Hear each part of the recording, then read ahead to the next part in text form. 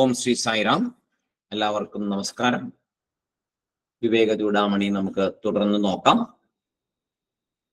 സദാശിവസമാരംഭാം ശങ്കരാചാര്യമധ്യമാം അസ്മദാചാര്യപര്യന്താം വന്ദേ ഗുരുപരമ്പരാം. കഴിഞ്ഞ ദിവസം നമ്മൾ നോക്കിക്കൊണ്ടിരിക്കുന്ന ശ്ലോകം ദുർവാര സംസാരദവാഗ്നിതപ്തം ദോധൂയമാനം ദുരദൃഷ്ടവാദൈഃ ഭീതം പ്രപന്നം പരിപാഹി മൃത്യോഃ ശരണ്യമന്യം യദഹം ന ജാനേ. നമ്മള് അതിന്റെ കുറച്ച് ഭാഗങ്ങൾ നോക്കി.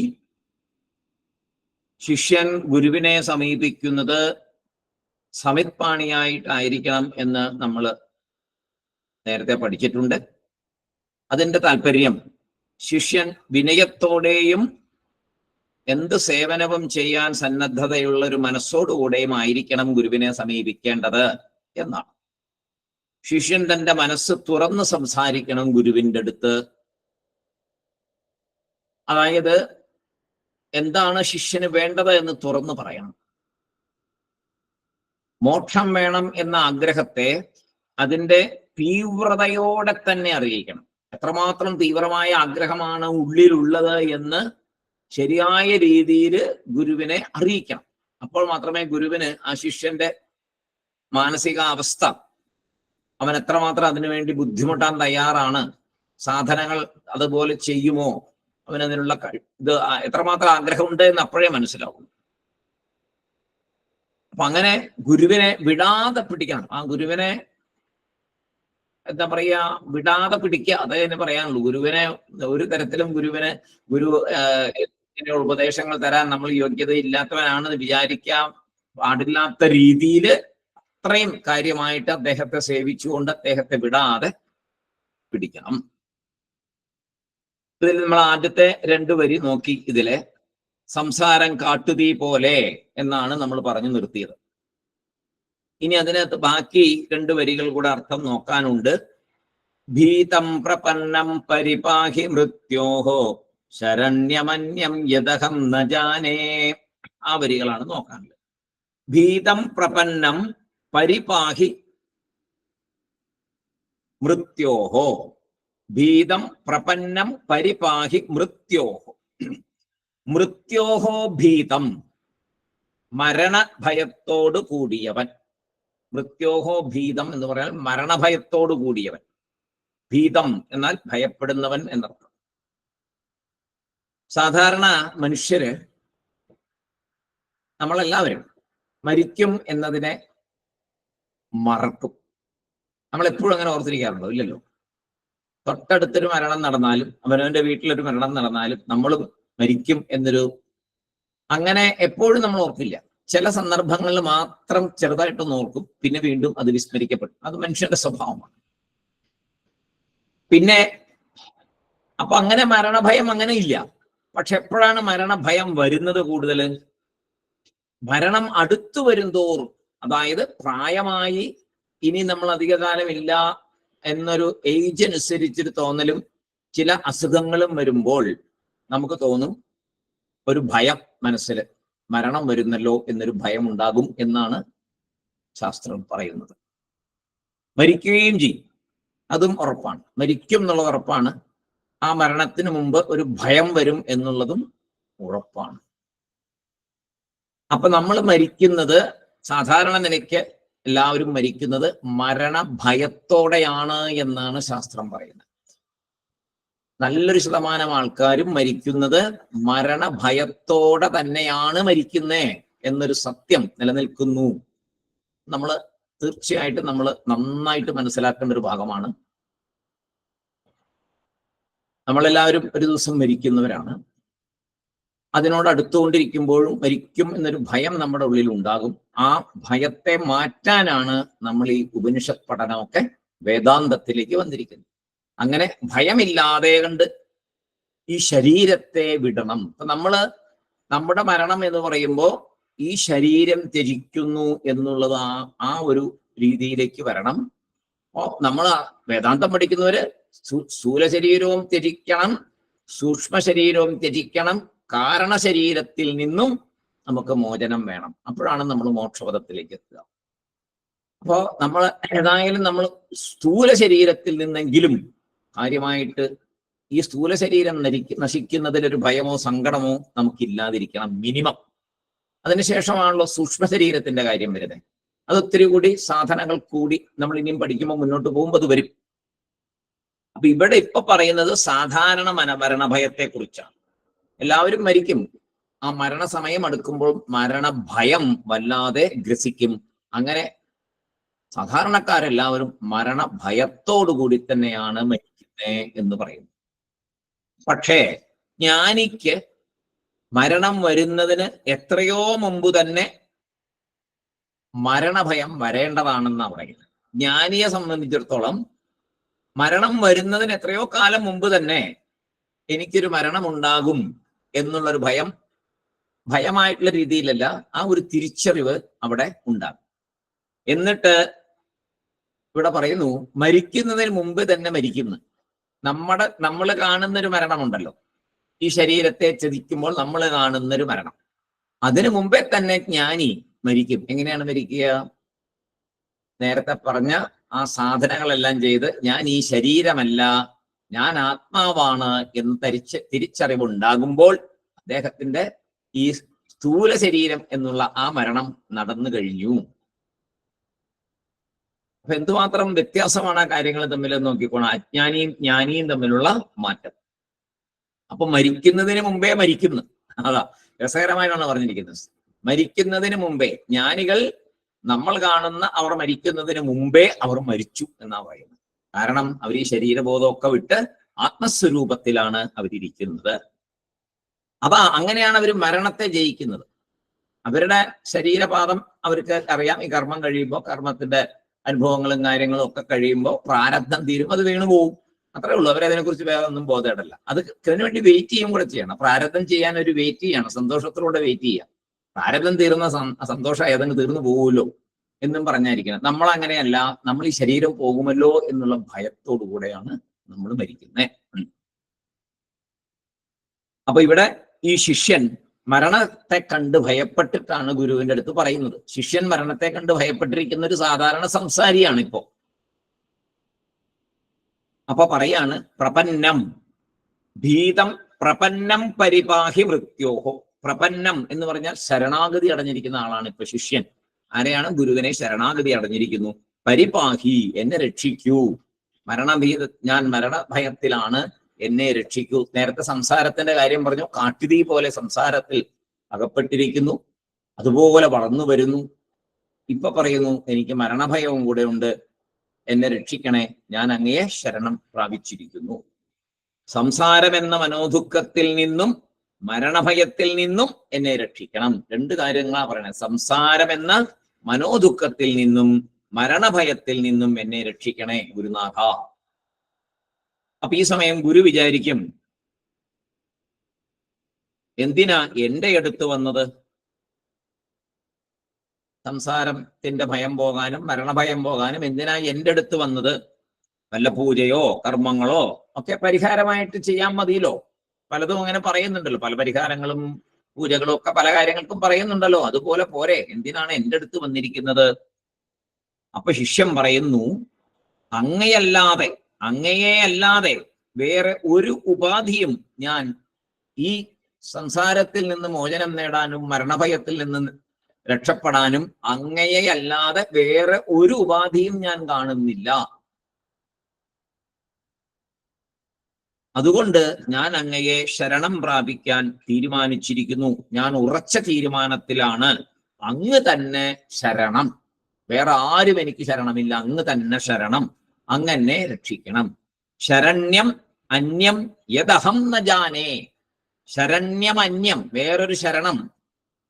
യദഹം ന ജാനേ, എനിക്ക് വേറെ അറിയില്ല, എനിക്ക് വേറൊരു ശരണ ഉണ്ട് എന്നുള്ളത് എനിക്ക് അറിയില്ല. വേറെ ആരുമില്ല എന്നെ രക്ഷിക്കാൻ, അങ്ങ് മാത്രമേ ഉള്ളൂ. ശരണ്യം എന്ന് പറഞ്ഞാൽ ശരണാഗതിക്ക് യോജിച്ച അന്യം, വേറൊരാളെ. അഹം ന ജാനേ, ഞാൻ അറിയുന്നില്ല, അതുകൊണ്ട് അങ്ങ് തന്നെ വേണം എന്നെ രക്ഷിക്കാൻ. മറ്റു മാർഗങ്ങൾ ഉണ്ടെങ്കിൽ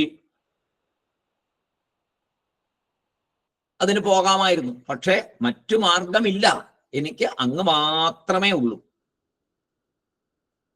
ഇനി അങ്ങനെ ഒരു മാർഗമുണ്ട്, അത് വേദാന്തമാണ് എന്ന് പറയുകയാണെങ്കിലോ, വേദാന്തം എന്നാണെങ്കിൽ ഗുരു ഉപദേശം കൂടിയല്ലേ പറ്റുള്ളൂ, അതിൽ കൂടെ അല്ലാതെ പറ്റില്ലല്ലോ. ശരി, അങ്ങനെയാണെങ്കിൽ അതും ശ്രമിക്കാം. ഗുരുവിന്റെ അടുത്ത് വന്ന് ഗുരുവിന്റെ അതിൽ കൂടി മാത്രമേ പറ്റുള്ളൂ. ഇനി വേദാന്തത്തിൽ കൂടി നിങ്ങൾക്ക് പറ്റും എന്നൊരാൾ പറയുകയാണെന്ന് വിചാരിക്കുക. അപ്പോ ശ്രമിക്കാം എന്ന് മാത്രമേ എനിക്ക് പറയാൻ പറ്റുള്ളൂ. പക്ഷേ ശിഷ്യൻ ഇവിടെ പറയുന്നത്, എനിക്ക് വന്നിട്ടുള്ള ഈ സംസാര ദുഃഖം, മരണഭയം, ഇത് മാറ്റുവാൻ അങ്ങയല്ലാതെ വേറൊരു മാർഗവുമില്ല. വേദാന്തം അതിനൊരു വഴിയാണ് എന്നൊരാൾ പറയുകയാണെങ്കിൽ ശരിയാണ്, അതിന്റെ ഉപദേശം വേണം. ആ ഒരു ഗുരുവിൽ കൂടി അല്ലാതെ അത് പറ്റില്ല എന്ന് എനിക്കറിയാം. അങ്ങനെ പോയാൽ അത് നടക്കില്ല, ഒരു വായന കൊണ്ടൊന്നും അത് ആകില്ല. ഒരു ഗുരുവിൽ കൂടി, ബ്രഹ്മനിഷ്ഠനായ ഒരു ഗുരുവിൽ കൂടി തന്നെ വേണം ഇതിന്റെ ഒരു ഉപദേശം എനിക്ക് ലഭിക്കുവാൻ. ഈ സംസാര ദുഃഖത്തിൽ നിന്നും മരണഭയത്തിൽ നിന്നും കരകയറുവാൻ അങ്ങ് തന്നെ ശരണം. ഞാൻ ഇവിടെ അങ്ങയെ ശരണാഗതി അടഞ്ഞിരിക്കുന്നു, വേറെ ഒരു വഴിയും ഞാൻ കാണുന്നില്ല. എന്നെ ഇതിൽ നിന്ന് കരകയറ്റുവാനുള്ള ശക്തി അങ്ങേക്ക് മാത്രമേ ഉള്ളൂ എന്ന് ഞാൻ പൂർണ്ണമായിട്ടും വിശ്വസിക്കുന്നു. വേറെ ഒരു വഴിയും ഞാൻ കാണുന്നില്ല. ഇതാണ് ഈ ശ്ലോകത്തില് ശിഷ്യൻ തന്റെ മനോനിലയെ ഗുരുവിനോട് പറയുന്നു. ഈ ശ്ലോകത്തിൽ അങ്ങനെ തന്റെ മനോനിലയെ ഗുരുവിനെ അറിയിച്ചു. രണ്ട് കാര്യം പറഞ്ഞു: കാട്ടുതീ പോലെയുള്ള മനോവിഷമം സംസാരത്തിൽ നിന്ന്, പിന്നെ മരണഭയം. ഈ അടുത്ത ശ്ലോകം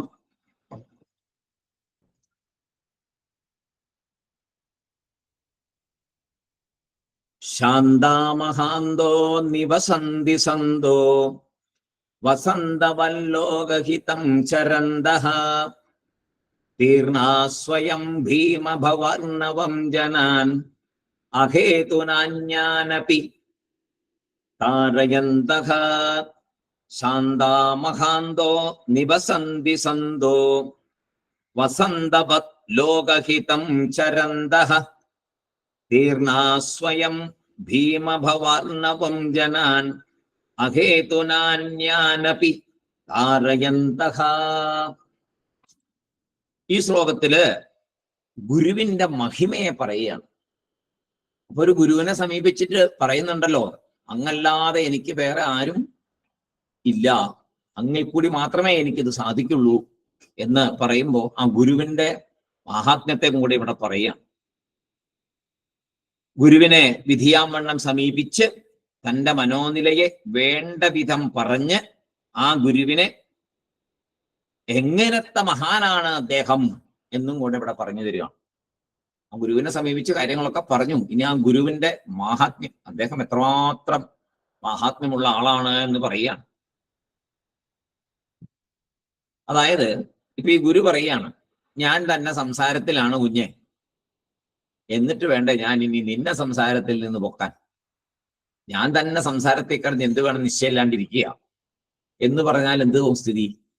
നമ്മുടെ അവിടെ പോയതിന്റെ വല്ല പ്രയോജനം നടക്കുവോ? ഇല്ലല്ലോ. അപ്പോ ആ ഗുരു എങ്ങനെയുള്ള മഹാത്മ്യമുള്ള ആളാണ് എന്നിവിടെ ഈ ശിഷ്യൻ മനസ്സിലാക്കിയിട്ടുണ്ട് എന്ന് പറയുകയാണ്. നന്നായിട്ട് അറിയാം ഈ ഗുരുവിനെ. നേരത്തെ നമ്മൾ അങ്ങനെ പഠിച്ചു. ശ്രോത്രിയനും ബ്രഹ്മനിഷ്ഠനുമായ ഗുരുവിനെ തന്നെ സമീപിക്കണം പറഞ്ഞു, അതിന് ഈശ്വരനോട് പ്രാർത്ഥിക്കണം എന്ന് പറഞ്ഞു. അങ്ങനെ ഈ ശിഷ്യന് നല്ലൊരു ഗുരുവിനെ കിട്ടിയിട്ടുണ്ട്. ആ ഗുരുവിന്റെ മാഹാത്മ്യം അറിയുന്നു, അതറിയണം.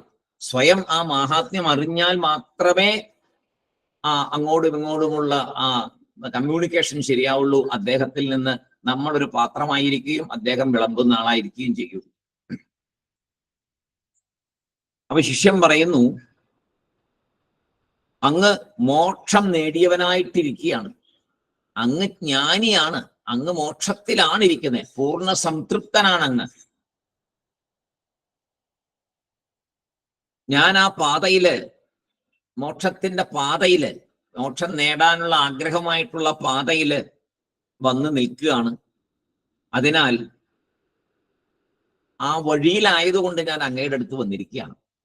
ആ വഴി കാണിച്ചു തരാൻ, മുന്നോട്ട് നയിക്കാൻ, കൈപിടിച്ച് മുന്നോട്ട് കൊണ്ടുപോകുവാൻ അങ്ങയ്ക്ക് മാത്രമേ പറ്റുള്ളൂ. കാരണം അങ്ങ് മോക്ഷത്തിലാണ്. അതുകൊണ്ട് അങ്ങയ്ക്കത് സാധിക്കും. ശാന്തമായ മനസ്സോടുകൂടിയാണ് അങ്ങിരിക്കുന്നത്. ലക്ഷണമാണ് പറയുന്നത്. ശാന്ത മഹാന്ത, മഹാത്മാവാണ് അങ്ങ്, മഹാത്മാവാണ്. നിവസന്തി, അങ്ങനെ ജീവിക്കുന്നു. ശാന്തനായും മഹാത്മാവായും അങ്ങ് ജീവിക്കുന്നു. വസന്തവത്, ഏതുപോലെ എന്ന് വെച്ച് കഴിഞ്ഞാൽ വസന്തവത്, വസന്തകാലത്തെ പോലെയാണ് അങ്ങ് ഇരിക്കുന്നത്. അങ്ങ് കഴിഞ്ഞുകൊണ്ടിരിക്കുന്നത് വസന്തകാലത്തെ പോലെയാണ്. അതെന്താ മറ്റു കാലങ്ങളെ കുറിച്ച് പറയാഞ്ഞേ? ഇപ്പൊ മഴക്കാലം നല്ലതല്ലേ? വെള്ളം വേണ്ടേ? വേണം. പക്ഷേ പല കെടുതികളും ഉണ്ടാവും അല്ലേ? കൂടുതലായിട്ടുള്ള പേമാരി മൂലം ബുദ്ധിമുട്ടുകൾ ഉണ്ടാവും, പല നാശനഷ്ടങ്ങൾ ഉണ്ടാവും, മരണങ്ങൾ ഉണ്ടാവും. ഇപ്പൊ തന്നെ നമ്മൾ കണ്ടുകൊണ്ടിരിക്കുകയാണ്. അപ്പോ മഴയെ അവിടെ മഴക്കാലത്തെ അവിടെ കമ്പാരിസൺ എടുത്തില്ല. ഇനി വെയിലാണെങ്കിലും ഇതുപോലെ തന്നെ. ബാക്കി ഏത് കാലങ്ങൾ എടുത്താലും ഈ മാതിരിയുള്ള അതുകൊണ്ടുണ്ടാകുന്ന കഷ്ടതകൾ ഒരുപാട് മനുഷ്യന് വരുന്നതായിട്ട് കാണാം. പക്ഷേ വസന്തകാലം അങ്ങനെ ഒരിക്കലും ഒരു കഷ്ടതയും ആർക്കും കൊടുക്കുന്നില്ല. എല്ലാവരെയും പ്ലസന്റ് ആയിട്ടും സന്തോഷമായിട്ടും ഇരുത്തുന്നൊരു കാലമാണ് വസന്തകാലം. ആ വസന്തകാലത്തെയാണ് ഗുരുവിനെ ഉപമിച്ചിരിക്കുന്നത്. ആ വസന്തകാലം പോലെ അങ്ങിരിക്കുന്നു. അങ്ങ് എല്ലാവർക്കും സന്തോഷം പകർന്നുകൊണ്ടിരിക്കുന്നു, എല്ലാവർക്കും സമാധാനം നൽകിക്കൊണ്ടിരിക്കുന്നു. അങ്ങയുടെ ദർശനം തന്നെ സൗഭാഗ്യമാണ്. ദർശനം പോലും മനസ്സമാധാനം തരും. അപ്പൊ ഏവർക്കും പ്രിയപ്പെട്ട വസന്തകാലം പോലെ അങ്ങിരിക്കുന്നു. ലോകഹിതം ചരന്തഃ, ലോകഹിതത്തിന് വേണ്ടിയാണ് അങ്ങ് സഞ്ചരിക്കുന്നത്. അങ്ങയുടെ സ്വന്തമായിട്ടുള്ള ഒരു ആഗ്രഹങ്ങളോ ഒരു കാര്യസാധ്യമോ ഇതിനകത്തില്ല. അങ്ങയുടെ പ്രവൃത്തികളിൽ ഒന്നുമില്ല. കാരണം അങ്ങ് പരമജ്ഞാനിയാണ്. അങ്ങ് മോക്ഷത്തിലാണിരിക്കുന്നത്. അങ്ങ് ലോകഹിതത്തിന് വേണ്ടി മാത്രമാണ് അങ്ങ് ഈ ശരീരം വെച്ചുകൊണ്ടിപ്പോൾ മുന്നോട്ട് പോയിക്കൊണ്ടിരിക്കുന്നത്. തീർണാഹ സ്വയം തീർണാഹ, സ്വയം ദുഃഖസാഗരത്തെ കടന്നവരാണ്. അങ്ങൊക്കെ സ്വയം ദുഃഖസാഗരത്തെ കടന്നിരിക്കുന്ന ആളാണ്, തരണം ചെയ്ത ആളാണ്. തീർണാഹ എന്ന് പറഞ്ഞാൽ താണ്ടിയവര്, കടന്നുപോയവരെ, താണ്ടിയവര്, തരണം ചെയ്തവര് എന്ന് പറയാം. ഭീമഭവം, വലിയ സംസാരസാഗരത്തെ താണ്ടിയവരാണ്. വലിയ സംസാരസാഗരം എന്ന് പറഞ്ഞാൽ എന്താണ്? മനസ്സിലെ അതൃപ്തിയെ കടന്ന് തൃപ്തനായിരിക്കുന്നവരാണ്. വലിയ സാഗരമാണ് മനസ്സിലെ അതൃപ്തി. അതിനെ കടന്ന് മനസ്സിലെ സംതൃപ്തിയാണ്. അക്കരെ കടന്നാൽ സംതൃപ്തി, അതുപോലെ തന്നെ സാഗരം കടന്നാൽ സംതൃപ്തി, അതുപോലെ തന്നെ സംസാരസാഗരം തരണം ചെയ്ത് സംതൃപ്തമായിരിക്കുന്ന അവസ്ഥ. അതാണ് അർണവം എന്നിവിടെ പറഞ്ഞു, സമുദ്രമായിട്ട് പറഞ്ഞു.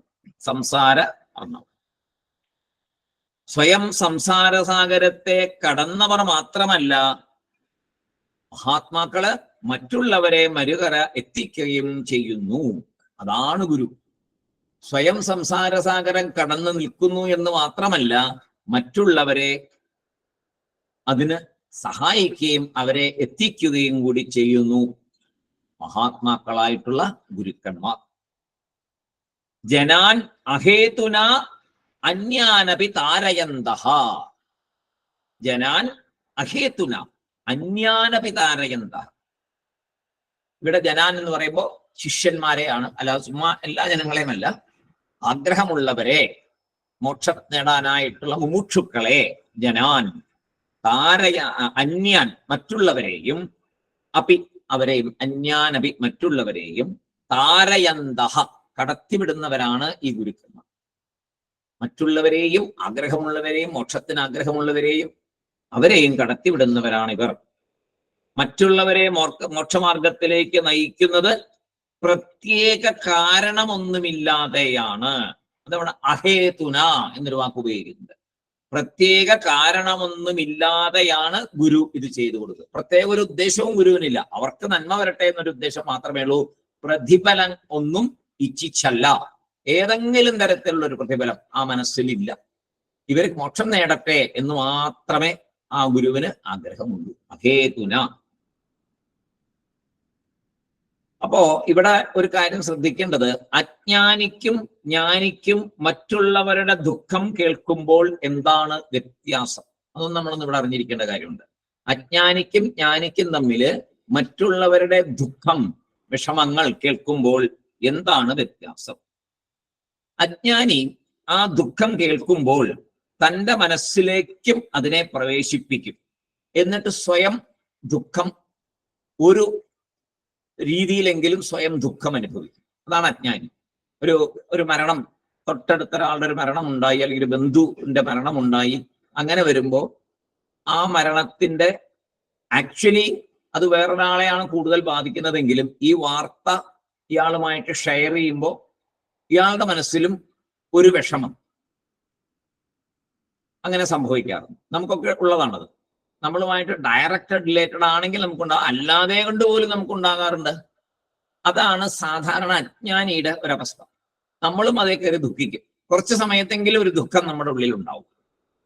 അതേമാതിരി മറ്റുള്ള പ്രയാസങ്ങളിൽ ചിലപ്പോൾ കുറച്ചല്ല ഒരുപാടുണ്ടാവും. മരണകാര്യം മാത്രമല്ല, അല്ലാത്തുള്ള ഒരുപാട് പ്രശ്നങ്ങളിൽ കൂടെയാണല്ലോ ഓരോ ഫാമിലിയും കടന്നു പോകുന്നത്. അപ്പോൾ ഒരു ഫാമിലിയിലെ കാര്യങ്ങൾ മറ്റൊരു ഫാമിലിയിൽ അവരെല്ലാം പറയുമ്പോൾ നമ്മളും കുറെ സമയം അതിന്റെ ദുഃഖത്തിലും വിഷമത്തിലും കുറെ നാളുകളും ചിലപ്പോൾ അത് ഓർത്തോർത്ത് നമ്മളും ദുഃഖിച്ചുകൊണ്ടിരിക്കും. ആ ഒരു അവസ്ഥ ഉണ്ടങ്ങനെ, പലർക്കും ഉണ്ട്.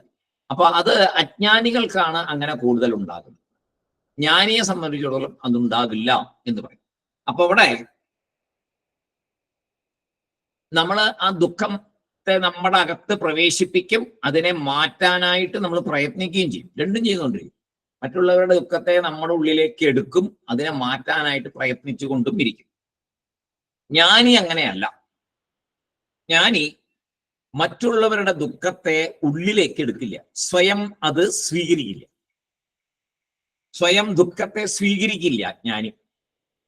മറ്റുള്ളവരുടെ ദുഃഖം കാണുകയൊക്കെ ചെയ്യും, പക്ഷേ അതിനെ അവരുടെ ആശ്വാസവാക്കുകളൊക്കെ പറയും. സ്വയം ഉള്ളിലേക്ക് അത് സ്വീകരിക്കില്ല ഒരിക്കലും.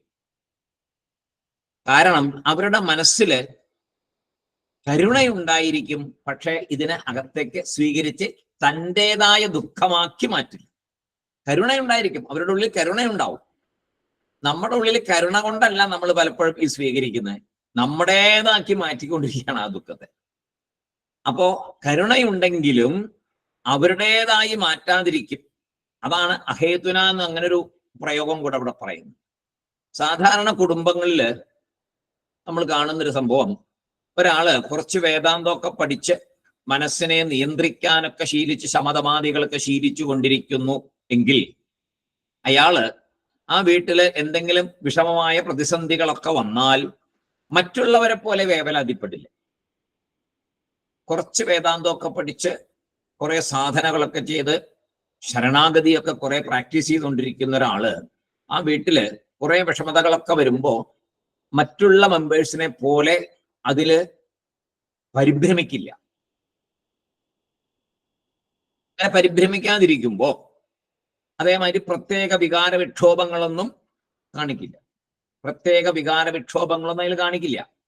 അങ്ങനെ ഇരിക്കുമ്പോ ആൾക്കാരെന്ത് വിചാരിക്കും? ഓ, ഇയാളെന്നാ മനുഷ്യനാണ്, ഒരു ദയയില്ലാത്ത ആളാണല്ലോ, ഒരു കരുണയില്ലാത്ത ആളാണല്ലോ, ഈ മാതിരി ഒരു സന്ദർഭത്തിൽ ഇങ്ങനെ ഇരിക്കുന്ന കണ്ടില്ലേ, ഒരു അനക്കവുമില്ലാതെ എന്ന് മറ്റുള്ളവർ കുറ്റപ്പെടുത്തും. അത് മിക്ക ശരിയായിട്ട് നമ്മളത് അനലൈസ് ചെയ്താൽ കാണും. ഇപ്പൊ നമുക്ക് തന്നെ അനുഭവം ഉണ്ടാവും. നമ്മളിപ്പോ ഇതൊക്കെ പഠിച്ചിട്ട് കുറച്ച് വന്നിട്ട് ചില ഘട്ടങ്ങളിൽ നമ്മളൊരു സംയമനത്തോടുകൂടെ ഇരിക്കാൻ നമ്മൾ ശ്രമിച്ചുകൊണ്ടിരിക്കുക. അങ്ങനെ സംയമനത്തോടു കൂടി നമ്മൾ ഇരിക്കാൻ ശ്രമിക്കുമ്പോൾ പോലും മറ്റുള്ളവർ കുറ്റപ്പെടും. അങ്ങനെയാണ് ഈ പരാജയപ്പെട്ടു പോകുന്നത്. പിന്നെ വീണ്ടും എന്താ, ഈ ആൾക്കാരുടെ ഇത് പറഞ്ഞ് കുറ്റപ്പെടുത്തൽ സഹിക്കാൻ മേലാതെ നമ്മൾ എന്ത് ചെയ്യും? വേദാന്തം അങ്ങ് താത്തു വയ്ക്കും. സാധാരണ പോലെ ജീവിച്ചാൽ മതി, എനിക്ക് പതേ പറഞ്ഞിട്ടുള്ളൂ എന്നും പറഞ്ഞുകൊണ്ട് നമ്മൾ ഇങ്ങോട്ട് ചാടും. അതൊരു വലിയൊരു പ്രശ്നമാണ്. പക്ഷെ അതിലൊന്നും കുലുങ്ങരുത്. നമ്മുടെ ലക്ഷ്യം എന്താണ്? അന്തിമ ലക്ഷ്യത മാത്രമേ നമ്മൾ നോക്കാവൂ. ഇതെല്ലാം കേട്ട് പരിഭ്രമിക്കുകയും ചാടിപ്പിടുകയും ആകപ്പാടെ വെപ്രാളപ്പെടുകയും മനസ്സിനെ നിയന്ത്രണം വിട്ട് തോന്നിയ മാതിരി കാണിക്കുകയും പ്രവർത്തിക്കുകയും ചെയ്യാനല്ലല്ലോ നമ്മളിതൊക്കെ പഠിക്കുന്നത്. അപ്പൊ എന്ത് തന്നെ വന്നാലും ആരെന്ത് കുറ്റപ്പെടുത്തിയാലും ആ കുറ്റപ്പെടുത്തലുകളൊന്നും നമ്മളെ ബാധിക്കരുത്. അതൊന്നും നമ്മളെ ഈ നമ്മുടെ വഴിയിൽ തടസ്സമായിട്ട് വരരുത്. അപ്പൊ ഇതാണ് ജ്ഞാനിയും അജ്ഞാനിയും തമ്മിലുള്ള വ്യത്യാസം വരുന്നത്. അപ്പൊ നമ്മൾ സ്വല്പം ജ്ഞാനം നേടണമെന്ന് ആഗ്രഹമുണ്ടെങ്കിൽ അജ്ഞാനിയെ പോലെ പ്രവർത്തിക്കരുത്. ജ്ഞാനിയെ പോലെ പ്രവർത്തിച്ചാൽ അവിടെ തന്നെയല്ലേ നിൽക്കുള്ളൂ. അജ്ഞാനിയുടെ പ്രവർത്തനങ്ങളെ നമ്മൾ ഫോളോ ചെയ്താൽ നമ്മൾ അജ്ഞാനിയായിട്ട് എന്നിരിക്കും. ഒരുപാട് കുറ്റം പറയും. മനസ്സ് വരണ്ടു പോയ ആളാണ്, ഇയാളുടെ മനസ്സ് കരിങ്കല്ലാണ്, ഒരു കണിക പോലും ദയയില്ലാത്ത ആളാണ്. ഇപ്പൊ പറയില്ലേ അർത്ഥകയിൽ ഉപ്പ് തെക്കില്ല എന്നൊക്കെ പറയുമല്ലോ. പല പല ഭാഷകൾ പല ഓരോ സ്ഥലങ്ങളിലുള്ള രീതിയിലൊക്കെ കുറ്റപ്പെടുത്തും. അവരാഗ്രഹിക്കുന്ന എന്താണ്? അവരെ പോലെ നമ്മൾ വെപ്രാളപ്പെടണം എന്നാണ് ആഗ്രഹിക്കുന്നത്. ആ വിഷമം കാണുമ്പോൾ നമ്മളും, അവര് കരഞ്ഞാൽ നമ്മളും കരയണം, അവര് പരിഭ്രമിച്ചാൽ നമ്മളും പരിഭ്രമിക്കണം. ഇതാണ് അവരുടെ ആഗ്രഹം. എന്തെല്ലാം തരത്തിൽ അവർക്ക് വിഷമങ്ങൾ തോന്നുന്നു അവര് അതിനനുസരിച്ച് പ്രവർത്തിക്കുന്നു. അതുപോലെ നമ്മളും വേണമെന്നാണ് അവർ ആഗ്രഹിക്കുന്നത്. പക്ഷേ ജ്ഞാനി ആ പ്രതിസന്ധി തരണം ചെയ്യാൻ നല്ല പ്രയത്നം ചെയ്തുകൊണ്ടിരിക്കും. ഈ പ്രതിസന്ധി കടക്കാനായിട്ട് നല്ല പ്രയത്നം ചെയ്തുകൊണ്ടിരിക്കണം, അല്ലാതെ നമുക്ക് കടക്കാൻ പറ്റത്തില്ല. അതിനകത്ത് പ്രതിസന്ധി അവിടെ ഉണ്ട്. അജ്ഞാനിക്കും പ്രതിസന്ധിയുണ്ട്, ജ്ഞാനിക്കും പ്രതിസന്ധിയുണ്ട്. ജ്ഞാനി അജ്ഞാനിയെ പോലെ പെരുമാറില്ല. ജ്ഞാനി പ്രതിസന്ധിയെ അറിഞ്ഞുകൊണ്ട് പെട്ടെന്നുള്ള വികാരവിക്ഷോഭങ്ങളൊന്നും ഉണ്ടാകാതെ മനസ്സിനെ സംയമനം ചെയ്ത് ബുദ്ധിപരമായിട്ട്, വിവേകപരമായിട്ട്, വൈരാഗ്യപരമായിട്ട്, ശമതബാധകളോടുകൂടി ചിന്തിച്ച് അതിനൊരു പരിഹാരം കാണാനായിട്ട് ശ്രമിക്കും. തൻ്റെ മനസ്സിലേക്ക് ആ ദുഃഖത്തെ കയറ്റി വെക്കില്ല. ആ സിറ്റുവേഷൻ ശരിയാകാനായിട്ടും ആ വിഷമങ്ങൾ മാറാനായിട്ടും ആ കുടുംബത്തോട് കൂടി പ്രവർത്തിക്കും. പക്ഷെ തൻ്റെ മനസ്സിൽ അത് കയറ്റി വെച്ചുകൊണ്ട് ഉറക്കമില്ലാതിരിക്കുക, ഭക്ഷണം കഴിക്കാതിരിക്കുക, റെസ്റ്റ്ലെസ് ആയിട്ടിരിക്കുക, അതൊന്നും ജ്ഞാനി ചെയ്യുന്ന കാര്യങ്ങളല്ല. അതാണ് ജ്ഞാനിയും അജ്ഞാനിയും തമ്മിലുള്ള വ്യത്യാസം. ശരിയായ കരുണ ആർക്കാണപ്പോ? ശരിക്കും കരുണ ആരുടെയിലാണ് ഉണ്ടായിരിക്കുക? ജ്ഞാനിയുടെ കയ്യിലാണ് ഉണ്ടായിരിക്കുക. അദ്ദേഹത്തിന് ഇതൊക്കെ അറിയാലോ. കർമ്മ സംബന്ധമായിട്ട് വന്ന സംഭവമാണ്. പൂർവ്വജന്മങ്ങളിലെ കർമ്മം കൊണ്ടാണ് ഇയാൾക്ക് ഇത് അനുഭവിക്കേണ്ടി വരുന്നത്. ഈശ്വര, അതൊന്ന് മാറ്റി കൊടുക്കണേ, ഇയാളുടെ മനസ്സിനെ നേർവഴിക്ക് നയിക്കണേ, ഇനിയും ഇയാൾ പാപകർമ്മങ്ങളിലേക്ക് പോകാതിരിക്കണേ, ഈ കുടുംബത്തിൽ ഇനി അങ്ങനെയുള്ള ഒന്നും വരാതിരിക്കണമേ, എന്തെങ്കിലും മോശമായിട്ടുള്ള കർമ്മഫലങ്ങൾ വരാനുണ്ടെങ്കിൽ അത് പ്രാർത്ഥനയിലൂടെ, അതിന്റെ ശക്തിയിലൂടെ ഈശ്വര അതിനെ ഭസ്മീകരിച്ച് കളയണേ. ഇതൊക്കെ ജ്ഞാനി ഉള്ളിൽ ചെയ്യും. ഇതൊക്കെ ജ്ഞാനി ചെയ്തുകൊണ്ടിരിക്കും ഉള്ളില്. അജ്ഞാനി അങ്ങനെയല്ല. അജ്ഞാനി ഇത് കണ്ട് വെപ്രാളപ്പെട്ട് അപകടത്തിന്റെ മേൽ അപകടത്തിലേക്ക് പോയി ചാടിക്കൊണ്ടിരിക്കും. അദ്ദേഹത്തിന് അതറിയാം.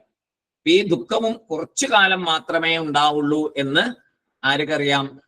ജ്ഞാനിക്കറിയാം. ഒന്നും സ്ഥിരമല്ലല്ലോ. അദ്ദേഹം അതിൽ ഉറച്ചിരിക്കുന്ന ആളല്ലേ. സ്ഥിരമായതിനെ അന്വേഷിച്ചു പോയിക്കൊണ്ടിരിക്കുന്ന ആളാണ് ജ്ഞാനി. അസ്ഥിരമായതിനെ കണ്ടു, അനാത്മാവിനെ തിരിച്ചറിഞ്ഞു,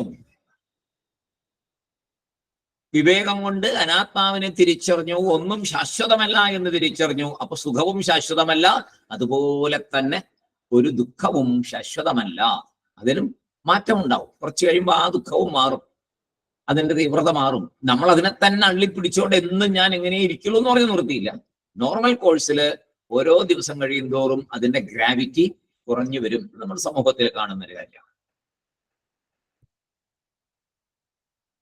അപ്പോ നമുക്കത് സാധിക്കില്ലെന്ന് പറയാൻ പറ്റില്ല. ഇപ്പൊ നമ്മൾ തന്നെ കാണാം. ചില സമയത്ത് ചിലപ്പോൾ തോന്നാറുണ്ട്. ഇപ്പൊ പത്രത്തിൽ തന്നെ പത്രത്തിന്റെ ഫ്രണ്ട് പേജിൽ ഒരു വലിയൊരു ദുരന്തമോ എന്തെങ്കിലും ഭൂമികുലുക്കമോ അങ്ങനെയുള്ള 10,000 മരിക്കുന്ന ഒരു ന്യൂസ് അതിന്റെ ഫ്രണ്ടിൽ കാണും. നമുക്ക് വലിയ പ്രയാസം ഉണ്ടാവും.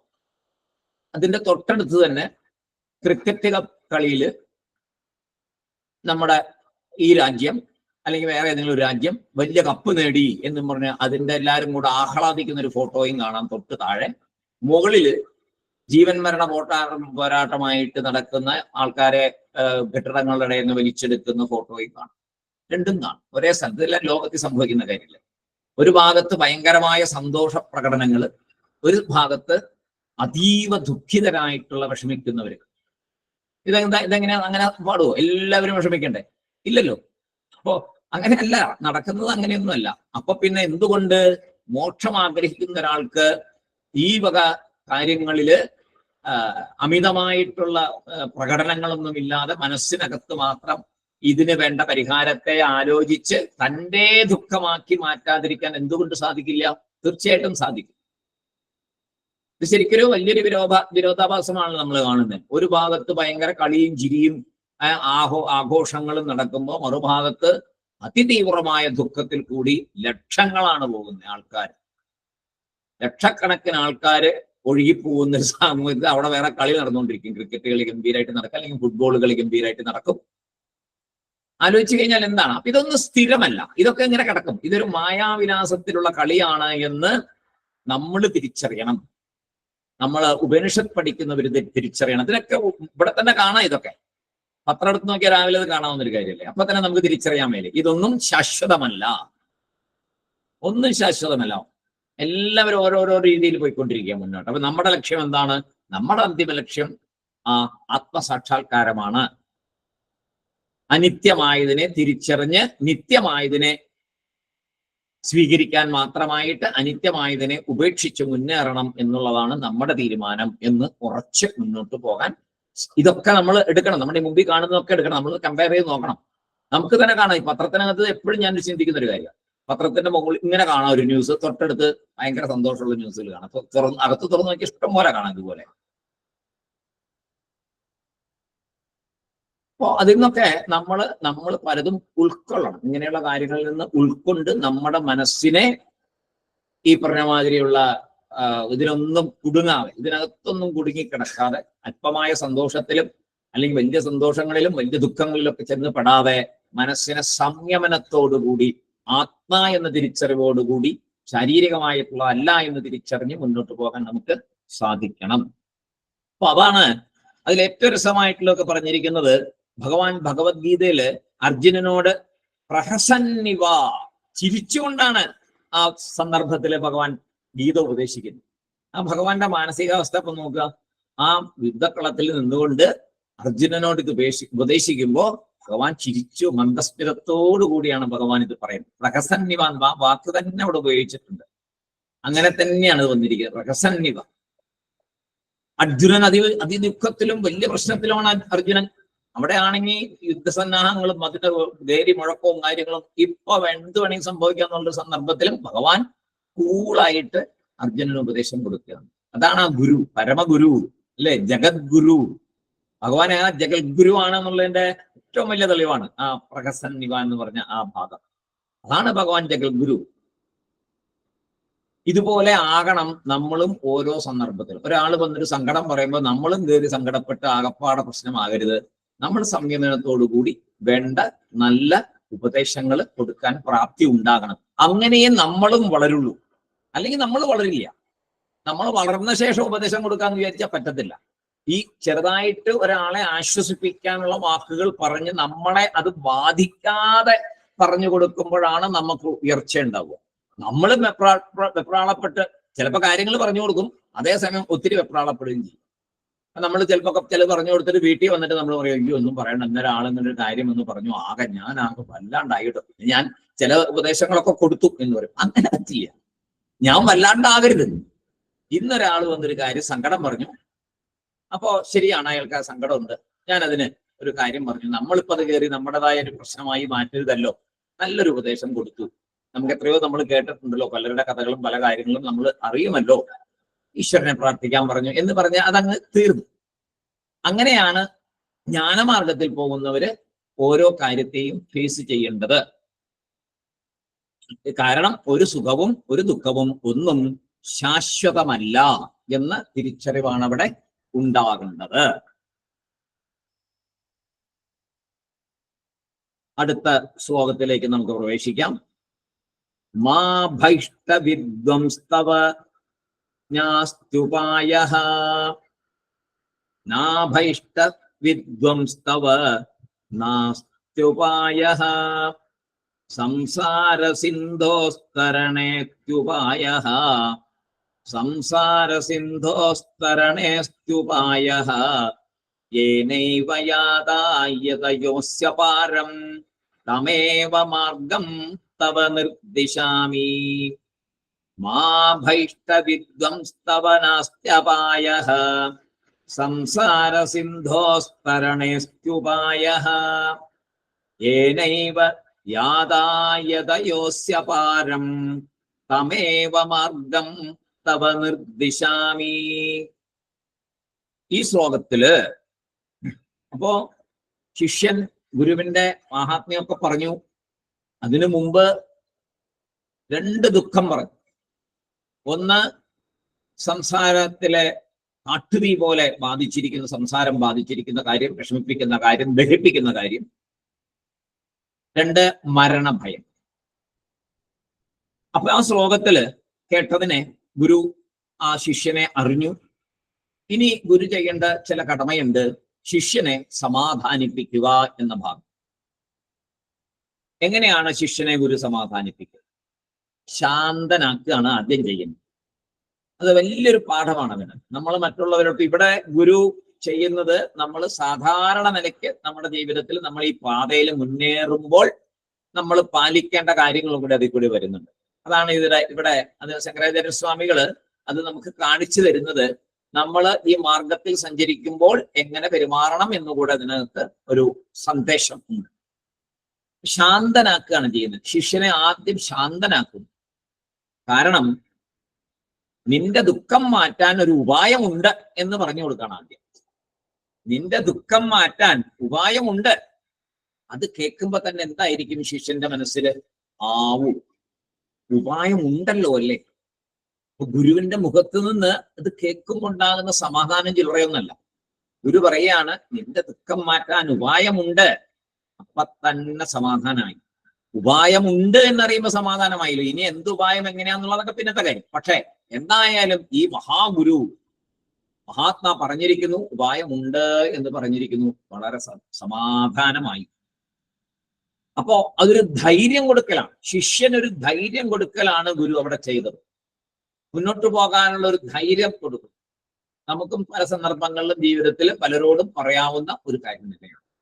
ഒരു വലിയ പ്രശ്നമായിട്ട് വരുമ്പോൾ ഉടനെ തന്നെ ചില ആൾക്കാരുണ്ട്, ഒരു അസുഖമായിട്ട് ഒരാൾ വന്നാൽ ഉടനെ വേറെ 10 പേര് മരിച്ച കാര്യം പറയും. ഇതേ അസുഖം വന്നിട്ട് ഇന്ന ആള് 3 കൊല്ലം കൊണ്ട് അപ്ലക്കേമായാലും മരിച്ചു, പിന്നെ ഒരാൾ 1.5 വർഷം കൊണ്ട് മരിച്ചു, പിന്നെ ഒരാള് കിടന്ന കിടത്തി കുറേ വർഷം കിടന്നു, അങ്ങനെ തന്നെ പിന്നെ എണീറ്റിട്ടില്ല, എത്ര കാലം നരകിച്ചു എന്നറിയാവോ.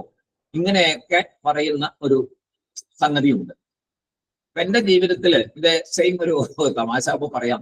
ഒരു അനുഭവം ഉണ്ടായി. എനിക്ക് ഒരിക്കൽ വർഷങ്ങൾക്ക് മുമ്പ് കാലില് ഒരു സെപ്റ്റിക് ആവുന്ന സംഭവം ഞാൻ അറിഞ്ഞില്ല. പെട്ടെന്ന് കാല് ഒക്കെ വല്ലാണ്ടായി, അങ്ങനെ സെപ്റ്റിക് ആയി, നീര് വന്ന് കാലെല്ലാം വീർത്ത് ഒരു വേഴ്സ്റ്റ് സ്റ്റേറ്റിലേക്ക്. പെട്ടെന്ന് അത് ഇതാണെന്ന് അറിഞ്ഞില്ല. അത് കഴിഞ്ഞ് ഡോക്ടറെ സമീപിച്ചപ്പോഴത്തേക്കും സമയം വൈകിപ്പോയിരുന്നു. അദ്ദേഹത്തിന്റെ അടുത്ത് പോകുന്നതിന്, ഡോക്ടറുടെ അടുത്ത് പോയി അദ്ദേഹം ഇത് കണ്ടു. പെട്ടെന്നൊരു ഓപ്പറേഷൻ കാലിൽ നടത്തി. പറഞ്ഞു ഭാഗ്യമുണ്ടെങ്കിൽ രക്ഷപ്പെടുമെന്ന് പറഞ്ഞു. എന്തായാലും ഈശ്വരാനുഗ്രഹം കൊണ്ട് അന്ന് അത് ബോണിനെ ബാധിക്കാത്തത് കൊണ്ട് അതിൽ നിന്ന് രക്ഷപ്പെട്ടു. അദ്ദേഹം തന്നെ പറഞ്ഞു, ഇല്ലെങ്കിൽ ഒരു പരീക്ഷണം മാത്രമാണ്, നിങ്ങൾ രണ്ടിനും തയ്യാറായിക്കൊള്ളുക മാനസികമായിട്ടെന്ന് പറഞ്ഞു. ഞാൻ വൈഫിനോട് പറഞ്ഞു, എന്ത് സംഭവിച്ചാലും ശരി ഈശ്വര നിശ്ചയം എന്ന് വിചാരിക്കാന്ന് പറഞ്ഞു. ഞങ്ങൾ അതിന് തയ്യാറായിട്ട് തന്നെ വളരെ ഇതൊക്കെ പെട്ടെന്ന് മണിക്കൂറുകൾക്കകത്താണ് അതൊക്കെ സംഭവിക്കുന്നത്. ഏതായാലും അവിടെ നിന്ന് രക്ഷപ്പെട്ടു. അപ്പൊ അന്ന് ഇത് കഴിഞ്ഞ് പിന്നെ ഡ്രസ് ചെയ്ത് വീട്ടിൽ വന്നു കഴിഞ്ഞപ്പോഴത്തേക്കും പലരും ഇങ്ങനെ അന്വേഷിക്കാൻ വരുമല്ലോ. അങ്ങനെ വന്നപ്പോൾ ചോദിക്കുമ്പോൾ പറഞ്ഞിങ്ങനെ സെപ്റ്റിക് ആയതാണെന്ന് പറഞ്ഞപ്പോ വന്ന ആൾക്കാർ എല്ലാവരും പറഞ്ഞത് സെപ്റ്റിക് ആയിട്ട് ആൾക്കാർ മരിക്കുന്നതിനെ കുറിച്ച്. രക്ഷപ്പെട്ട കഥകൾ ആരും പറഞ്ഞു. എല്ലാവരും പറഞ്ഞത് ഇന്ന ആൾ മരിച്ചു, സെപ്റ്റിക് ആയിട്ട് ഉടനെ തന്നെ മരിച്ചു, ഇങ്ങനെ പോയി. പിന്നെ ഒരാളിങ്ങനെ ചികിത്സിച്ചു, ഒരാഴ്ച കഴിഞ്ഞിട്ട് മരിച്ചുപോയി. ഇത് നമ്മൾ കാലിൽ ബാൻഡേജുമായിട്ട് കിടക്കുക. ഇപ്പോഴാണ് പറയുന്നത് 2 ദിവസം കഴിഞ്ഞപ്പോൾ ഒരാൾ മരിച്ചുപോയി, ഒരാഴ്ച കഴിഞ്ഞ ഒരാൾ മരിച്ചുപോയി, പിന്നെ ഒരാൾക്ക് 10-40 ദിവസം കഴിഞ്ഞിട്ടാണ് ഈ പ്രശ്നം ഉണ്ടായത്. അപ്പൊ ഇങ്ങനെ മനുഷ്യൻ ഇങ്ങനെയാണ്. നല്ലത് പറയത്തില്ല, നേരെ തിരിച്ച് ഇവനെ കൂടുതൽ വിഷമിപ്പിക്കാൻ എന്താണ് മാർഗം അതാണ് പറയുക.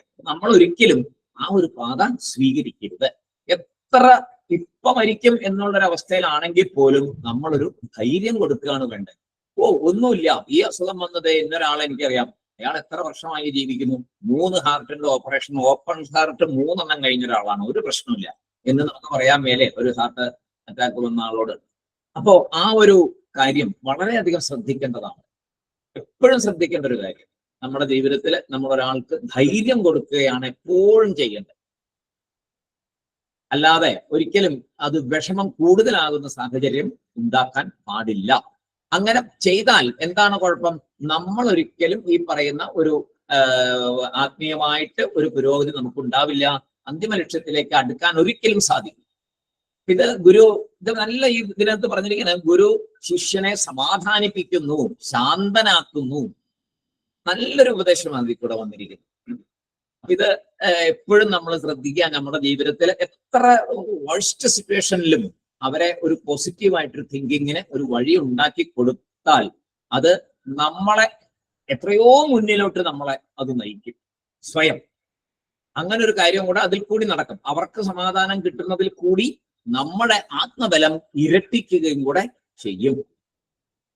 നോക്കാൻ എന്താണ് ഇവിടെ പറയുന്നത്. ആദ്യമേ നമ്മൾ വേദാന്തം പറഞ്ഞ, ഇപ്പം ഒരു ആള് മരിച്ചു, ആ വീട്ടിൽ മരണം നടന്നിട്ട് അവര് ഭയങ്കരമായിട്ട് ദുഃഖിച്ചിരിക്കുന്നു, അകാലമായിട്ടൊരു മരണമാണ് സംഭവിച്ചിരിക്കുന്നത്. അവര് ഭയങ്കരമായിട്ട് വിഷമിച്ചിരിക്കുമ്പോ, മരണമൊക്കെ എല്ലാവർക്കും ഉണ്ടാവും, ആര് വേണമെങ്കിൽ എപ്പോ വേണമെങ്കിൽ മരിക്കാം, ഇതൊന്നും വിഷമിക്കേണ്ട കാര്യമില്ല എന്ന് പറയുന്നത് ശരിയാണോ? അങ്ങനെ പറയാൻ പാടില്ലല്ലോ. ഒരു വീട്ടിൽ കയറി ചെന്നിട്ട് മരിച്ചുപോയ ആളുടെ ഭാര്യയോടോ ഭർത്താവിനോടോ ആരായാലും മരിക്കില്ലേ, എപ്പോഴായാലും മരിക്കില്ലേ, അതിപ്പോ കുറച്ച് നേരത്തെ ആയി എന്നല്ലേ ഉള്ളൂ എന്നൊക്കെ പറയാൻ പാടുവോ? എന്നൊന്നും പറയാൻ പാടില്ല. നമ്മൾ അവിടെ നമ്മുടെ ഉള്ളിലേക്ക്, നേരത്തെ പറഞ്ഞ ശ്ലോകത്തിൽ പറഞ്ഞ പോലെ, അത് നമ്മുടെ ഉള്ളിലേക്ക് എടുക്കാതെ അവരെ സാധാരണ നിലയ്ക്കുള്ള സമാധാന വാക്കുകൾ പറഞ്ഞ് നമ്മൾ അവരെ ആശ്വസിപ്പിക്കുകയാണ് വേണ്ടത്. ഇത് പലപ്പോഴും ഈ ആത്മീയമായിട്ട് കുറച്ച് പഠിച്ച് മുന്നോട്ട് പോകുന്നവര് കാണിക്കുന്ന വിഡ്ഢിത്തങ്ങളിൽ ഒരു ഭാഗമാണ് ഈ വേദാന്തം വേണ്ടാത്തടത്ത് വേണ്ടാത്തം പ്രസംഗിക്കുക എന്നുള്ളത്. അത് നമ്മളത് വളരെ ശ്രദ്ധിക്കണം. നമ്മളത് വളരെ ശ്രദ്ധാപൂർവം, നമ്മൾ വേദാന്തം പഠിക്കുന്നവരാണ്, കുറെ മുന്നോട്ട് പോയിക്കൊണ്ടിരിക്കുന്നവരാണ്. ആ പ്രോപ്പർ അല്ലാത്ത സ്ഥലത്ത് വേദാന്തത്തെ കൊണ്ട് ഇൻജക്ട് ചെയ്യരുത്. മഹാ അബദ്ധമാണ്, അതൊരിക്കലും ചെയ്യരുത്. വേദാന്തം വേണ്ട സ്ഥലത്തെ വിളമ്പാവും, അല്ലാത്ത സ്ഥലത്ത് വിളമ്പരുത്. വിളമ്പുകയല്ലല്ലോ വേണ്ട, വേദാന്തം അവനവന്റെ ഉള്ളിലാണ് വേണ്ടത്. വേദാന്തം എവിടെയാ വേണ്ടേ? വേദാന്തം നമ്മുടെ അകത്താണ് വേണ്ടേ, പുറത്തല്ല വേണ്ട. വേദാന്തം എന്തിനാ പ്രസംഗിക്കുന്നത്? പ്രസംഗിക്കാനുള്ളതല്ല വേദാന്തം. ചോദിക്കുന്ന ഒരാൾക്ക് സ്വന്തം അനുഭവത്തിലുള്ള കാര്യങ്ങളെ പറഞ്ഞു കൊടുക്കാം. അല്ലാതെ ആവശ്യമില്ലാത്തടത്ത് മുഴുവൻ വേദാന്തം പറയുന്ന ഒരു പരിപാടി ഉണ്ടല്ലോ, അത് നമ്മുടെ വളർച്ചയെ ബാധിക്കും. തീർച്ചയായിട്ടും നമ്മൾക്ക് വളർച്ച ഉണ്ടാവില്ല, ഒരു സംശയമില്ല. ഇങ്ങനെയുള്ള ചെറിയ ചെറിയ കാര്യങ്ങൾ പോലും നമ്മൾ ശ്രദ്ധിക്കണം. തത്വം കേൾക്കാൻ, ഇപ്പൊ ഒരു വേദാന്തം നമ്മൾ പറയുന്നു, ആ തത്വം കേൾക്കാൻ പറ്റിയൊരു മാനസികാവസ്ഥയിലായിരിക്കണ്ടേ അപ്പുറത്തുള്ള ആ ശ്രോതാവ് ഏത് മാനസികാവസ്ഥയിലാണോ അതനുസരിച്ച് വേണ്ടേ നമ്മൾ പറയാം. അപ്പൊ വേദാന്തം കേൾക്കുന്ന ഒരു മാനസികാവസ്ഥയിലുള്ള ഒരാളോട് ആ സമയം എന്തെങ്കിലും ചോദ്യം ഉണ്ടെങ്കിൽ പറയാമെന്നല്ലാതെ, നമുക്കറിയാലോ വേദാന്തം കേൾക്കാൻ 99% ആൾക്കാർക്ക് താല്പര്യമില്ല എന്നുള്ളത് നമുക്കറിയാം. പിന്നെ നമ്മൾ എന്തിനു പ്രസംഗിക്കണം?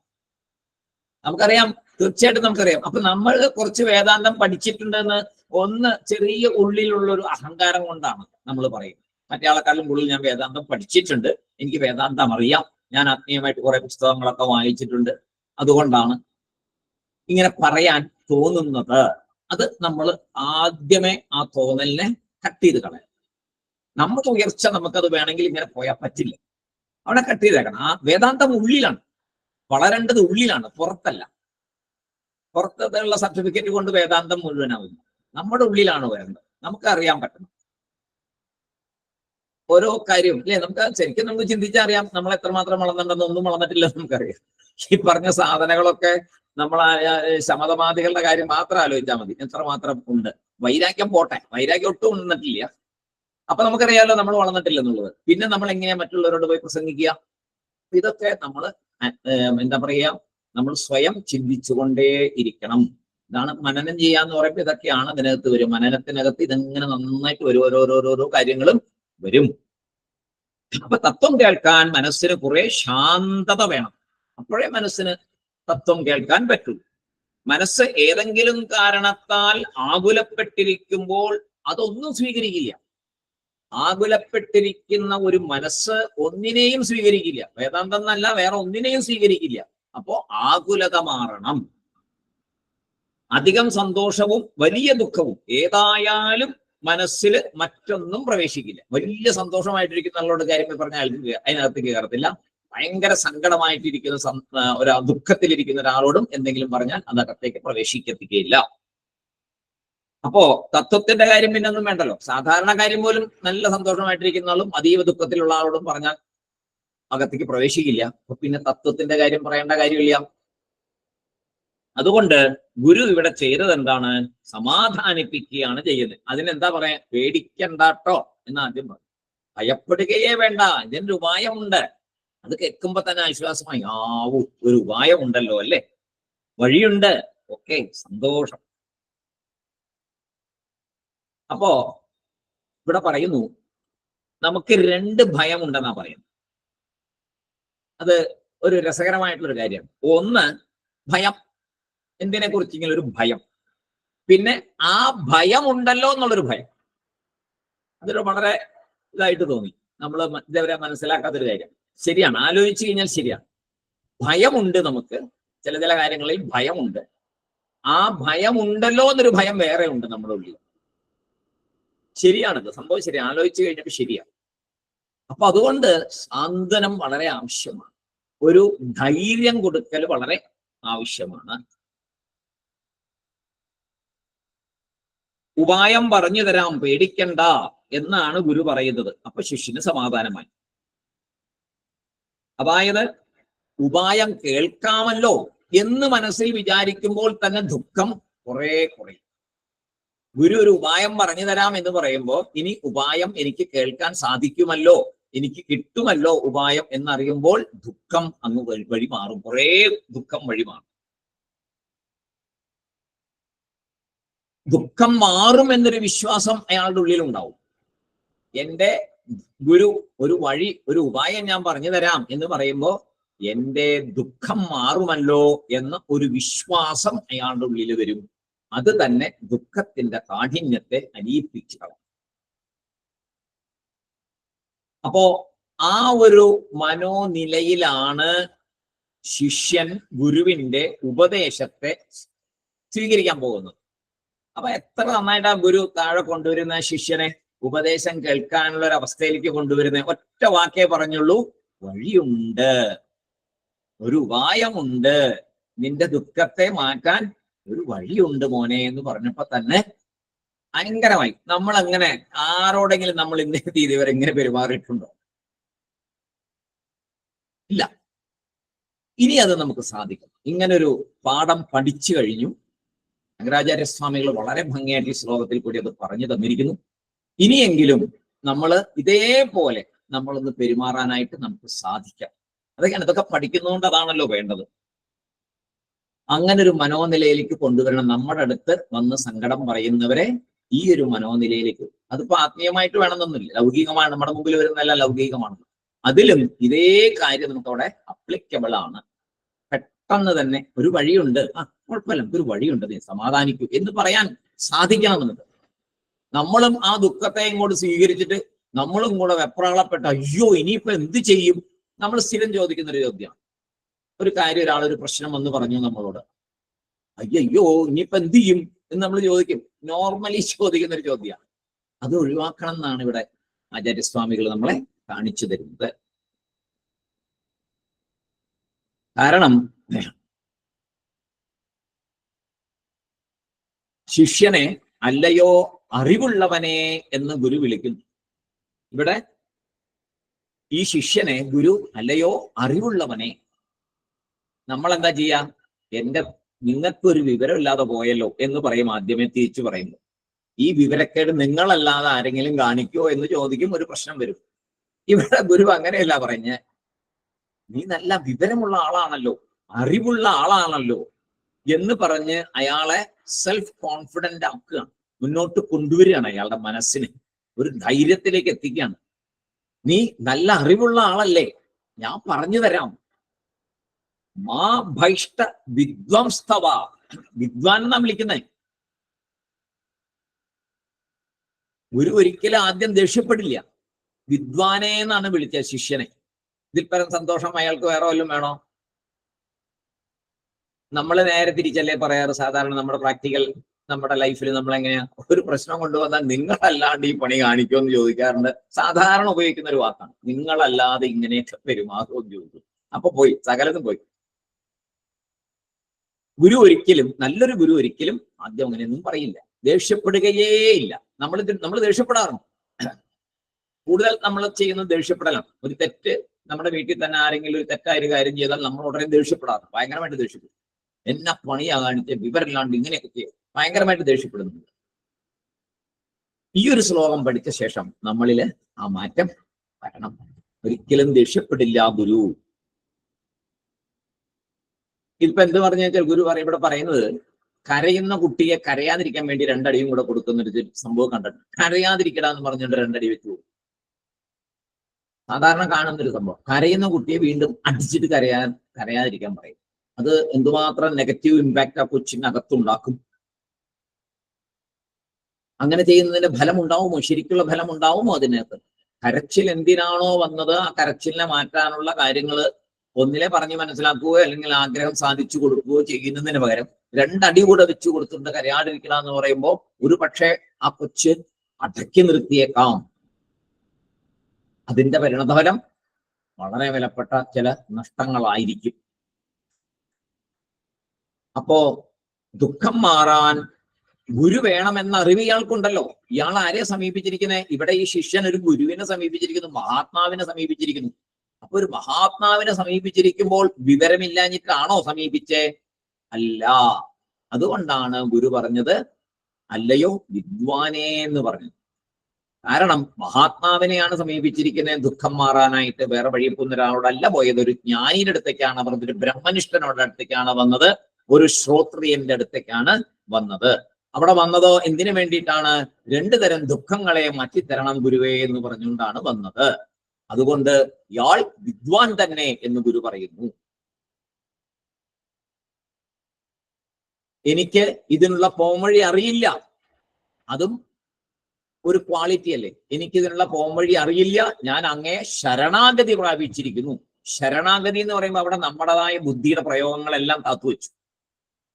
അതിന് വലിയൊരു ഫലമുണ്ട്. നമ്മൾ ആരെങ്കിലും നമ്മൾ അപ്ലൈ ചെയ്ത് നോക്കിയാൽ അറിയാം, നമ്മുടെ ഏത് പ്രശ്നത്തിനും നമ്മുടെ ബുദ്ധിക്ക് അപ്പുറം കാര്യങ്ങൾ പോകും. നമുക്കറിയാം, നമ്മുടെ ജീവിതത്തിലൊക്കെ നമുക്ക് എല്ലാവർക്കും പോകും. നമ്മുടെ ബുദ്ധിയുടെ അപ്പുറമാണ് പലതും നടന്നിരിക്കുന്നത്. നമ്മുടെ കാൽക്കുലേഷൻ ഒന്നുമല്ല നടന്നിരിക്കുന്നത്. പക്ഷേ എപ്പൊരിക്കെ നമ്മളൊരു സന്ദിഗ്ധ ഘട്ടത്തില് നമ്മുടെ ബുദ്ധിക്ക് ഇനി ഒന്നും ചെയ്യാൻ ഇവിടെ ഇല്ല എന്ന് വന്ന സമയത്ത് നമ്മൾ പൂർണ്ണമായിട്ടും ഭഗവാനെ, എൻ്റെ അഹങ്കാരം കൊണ്ടാണ് ഞാൻ ഇത്രയും കാലം ഇങ്ങനെ മുന്നോട്ട് പോയത്, ഞാനിതാ എല്ലാം ഭഗവാന്റെ പാദത്തിൽ വെച്ചിരിക്കുന്നു, ഞാൻ പൂർണ്ണ ശരണാഗതി ചെയ്തിരിക്കുന്നു എന്നും പറഞ്ഞ് നമ്മൾ വെച്ചാൽ ഉറപ്പാണ് ആ നിമിഷം അതിന് നമ്മുടെ ബുദ്ധിക്ക് കണ്ടുപിടിക്കാൻ പറ്റാത്ത രീതിയിലുള്ള സൊല്യൂഷൻസ് ഉണ്ടാവും. എൻ്റെ ജീവിതത്തിൽ എനിക്ക് ഒരുപാട് അങ്ങനെയുള്ള സന്ദർഭങ്ങൾ ഉണ്ടായിട്ടുണ്ട്. നമുക്കൊന്നും ചെയ്യാൻ പറ്റാത്തൊരവസ്ഥ. ആ സമയത്താണ് നമ്മുടെ ഈശ്വര വിശ്വാസം, പരിപൂർണമായിട്ടുള്ള വിശ്വാസം, ഭഗവാൻ ഇതെല്ലാം ചെയ്തു തരും, സമ്പൂർണ്ണ ശരണാഗതി. പിന്നെ ആ സമ്പൂർണ്ണ ശരണാഗതി എന്ന് പറഞ്ഞ് ഭഗവാന്റെ പാദത്തിൽ നമസ്കരിച്ച ശേഷം പിന്നെ നമ്മുടെ ബുദ്ധി ഉപയോഗിച്ച് അവിടെ ഒന്നും ചെയ്യാൻ പാടില്ല. പിന്നെ വരുന്നതിനെ പ്രസന്റിൽ അങ്ങോട്ട് മുന്നോട്ട് പോവുക. വരുന്നത് ഏതാണോ, മുമ്പിൽ വരുന്നത് ഏതാണോ അതനുസരിച്ച് പോവുക. തീർച്ചയായിട്ടും ആ വഴി കറക്റ്റ് വഴിയായിട്ട് ഒരു തെറ്റും അവിടെ വരില്ല. എത്രയോ അനുഭവങ്ങൾ പല പല രീതിയിലും, ഒഫീഷ്യലായിട്ടും മറ്റ് സാമൂഹികമായിട്ടുള്ള ജീവിതത്തിലും പൊതുപ്രവർത്തന രംഗത്തും ഒക്കെ ഇങ്ങനെ പല സന്ദർഭങ്ങളിലും നമുക്കൊന്നും ചെയ്യാൻ പറ്റാതെ വന്നപ്പോൾ ഭഗവാന്റെ പാദത്തിൽ വെക്കേണ്ട സന്ദർഭങ്ങൾ ഉണ്ടായിട്ടുണ്ട്. അതെല്ലാം ഭഗവാൻ ഭംഗിയായിട്ട്, നമുക്ക് സ്വപ്നത്തിൽ വിചാരിക്കാൻ പറ്റാത്ത രീതിയിൽ ഭഗവാൻ ചെയ്തു തന്നിട്ടുണ്ട്. ചില വലിയ കേസുകളൊക്കെ ഈ എട്ടുകാലിയുടെ വലയ്ക്കകത്ത് കുടുങ്ങിയിട്ട് കിടന്ന് പെടുന്ന പോലെ അവര് തന്നെ അതിനകത്ത് നമ്മുടെ അടുത്ത നമ്മളെ പ്രശ്നങ്ങളിലാക്കിയവര് അവർ തന്നെ സ്വയം, വേറെ ആരെയും കുറ്റം പറയാൻ പറ്റില്ല. ചില കാര്യങ്ങളൊക്കെ അങ്ങനെയുണ്ടല്ലോ, ആരെയും ബ്ലെയിം ചെയ്യാൻ പറ്റില്ല, അവനവൻ തന്നെ ചെന്ന് പെടും. ആ ഒരു രീതിയിലാണ് ഭഗവാൻ പലപ്പോഴും കൊണ്ടിടുക. എന്താ വെച്ചാൽ ഈ നമുക്ക് എതിരായിട്ട് വന്ന ആൾക്കാരെ അല്ലെങ്കിൽ എന്തെങ്കിലും സംഭവത്തിനെ അവർ തന്നെ അതിനകത്ത് ബുദ്ധിമുട്ടുള്ളവരായി മാറുന്ന ഒരു സിറ്റുവേഷൻ ഈശ്വരനല്ലാതെ ക്രിയേറ്റ് ചെയ്യാൻ പറ്റില്ല. നമ്മളൊക്കെ ചെയ്താൽ നമ്മൾ കുറ്റക്കാരനാവുമല്ലോ. അപ്പൊ അയാൾക്ക് പറയാലോ ഇയാൾ ചെയ്തിട്ടാണ് ഇന്നാള് പറയാം. മറ്റേതിനകത്ത് അങ്ങനെ പറ്റില്ല. സ്വയം അവര് തന്നെ സ്വയം അതിനകത്ത് ചെന്ന് പെടുന്ന ഒരു സാഹചര്യം ആ ഈശ്വരന്റെ ഇടപെടൽ കൊണ്ട് ഉണ്ടായിട്ടുണ്ട്. അനുഭവമാണ്. ശരണാഗതി അത്രയും എന്താ പറയാ, നമ്മളെ ഏറ്റവും അധികം നമ്മളെ സഹായിക്കുന്ന ഒരു കാര്യമാണ് ശരണാഗതി. പക്ഷെ എല്ലാവർക്കും ഒരു പേടിയാണ് ഈ ശരണാഗതി. എന്താ വെച്ചാൽ എന്റെ ബുദ്ധി പ്രവർത്തിക്കാതിരിക്കുമല്ലോ, അതിങ്ങനെ ചെയ്താൽ മതിയായിരുന്നു, കുറച്ചുകൂടെ ഞാൻ അങ്ങനെ ചെയ്താൽ ഒരു പക്ഷേ ശരിയാകുമായിരുന്നു എന്ന് ഈ ശരണാഗതി എന്ന് ഭഗവാനോട് പറഞ്ഞ ശേഷം നമുക്ക് അങ്ങനെ തോന്നും പല ചിന്തകൾ. അതുകൊണ്ടാണ് ഈ ശരണാഗതിക്ക് പോകാൻ ആൾക്കാർക്ക് വലിയ മടിയാണ്. കാരണം എന്റെ ബുദ്ധി ഞാൻ പ്രയോഗിക്കില്ലല്ലോ, എന്റെ ബുദ്ധിയിലല്ലേ ഇത് മുഴുവൻ ഓടുന്നത്, ലോകം മുഴുവൻ നടക്കുന്ന എന്റെ ബുദ്ധിയിലല്ലേ. അപ്പൊ എന്റെ ബുദ്ധിയെ മാറ്റി വെച്ച് ശരണാഗതിക്ക് പോകുന്നത് ആരും ചെയ്യില്ല. അഹങ്കാരം കൊണ്ടാണത്. അഹങ്കാരം നമ്മൾ പറയണ അഹങ്കാരം അങ്ങനെയല്ല, ഉള്ളിലുള്ള ഞാൻ ഞാൻ ഞാൻ ഞാൻ എന്നുള്ള ആ അഹങ്കാരം, എന്റെ ബുദ്ധി, എന്റെ ശക്തി, എന്റെ അറിവ് എന്നുള്ള ആ വിചാരത്തിൽ ആഴ്ന്നു പോയിക്കൊണ്ടാണ് ശരണാഗതി ചെയ്യാൻ പറ്റാത്തത്. ശരണാഗതി ചെയ്യാൻ പറ്റിയില്ലെങ്കിൽ ഈ വക കാര്യങ്ങളിൽ മുന്നോട്ട് പോകാൻ പറ്റില്ല. ശരണാഗതി വേണം, ശരണാഗതി കൂടിയേ തീരൂ. കാരണം ഇപ്പൊ നമുക്കറിയാം, ഈ കാര്യം തന്നെ ആലോചിച്ചു. ഇപ്പോ സൂക്ഷ്മ ശരീരം, സ്ഥൂല ശരീരം, കാരണ ശരീരം, ജാഗ്രസ്വപ്ന സുഷുപ്തി, പഞ്ചകോശങ്ങൾ, ഇങ്ങനെ എന്തുമാത്രം കാര്യങ്ങളാണ് നമ്മൾ പഠിക്കുന്നത്. ഇതിന്റെയൊക്കെ ശരിയായിട്ടുള്ള ആ അറിവ്, ആത്മതത്വം ഉള്ളിൽ വരണമെങ്കിൽ ശരണാഗതിയിൽ പോയാലേ നടക്കും. നമ്മുടെ ബുദ്ധിക്ക് പറ്റില്ല.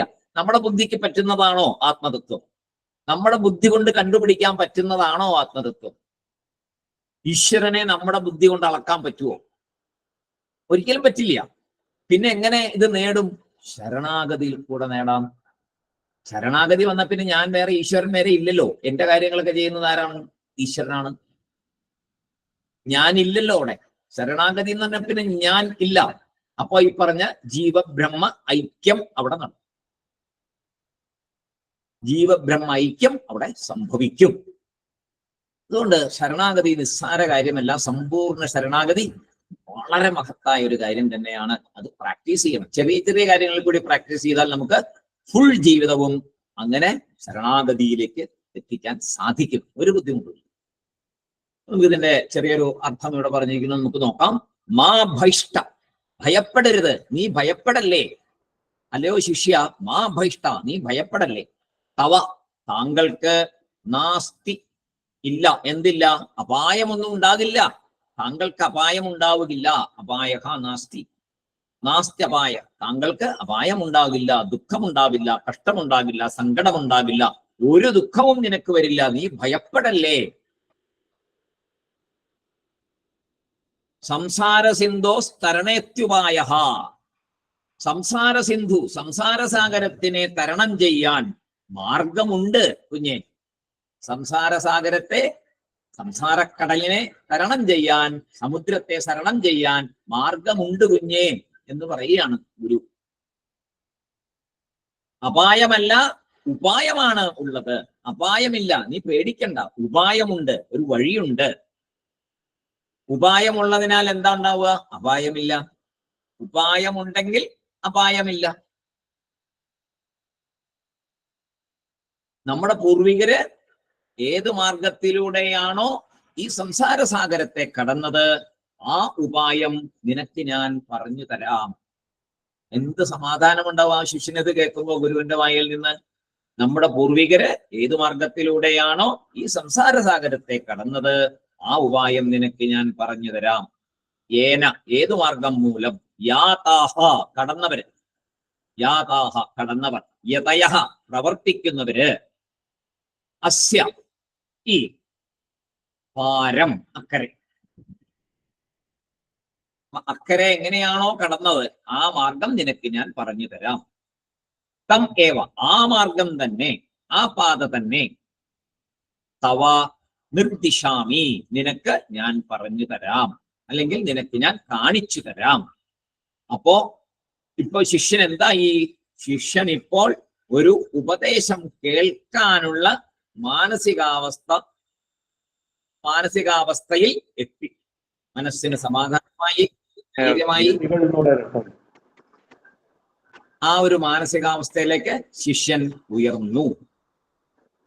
അപ്പോ ഇന്ന് നമുക്ക് ഇത്രയും, അടുത്ത ശ്ലോകത്തിലേക്ക് പോകാനുള്ള സമയമില്ല. വലിയ ഒരു ഉപദേശമാണ്.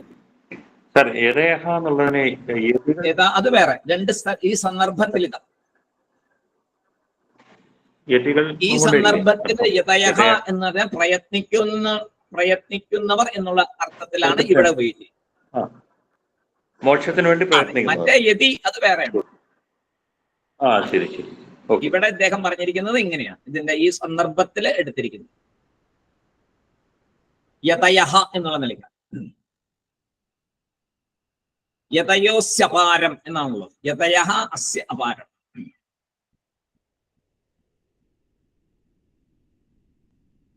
യതയോസ് യേനൈവ യാതാ യതയോസ്യപാരം.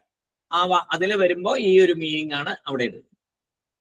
യേന യാതാഹ യതയഹ, അങ്ങനെയാണ്.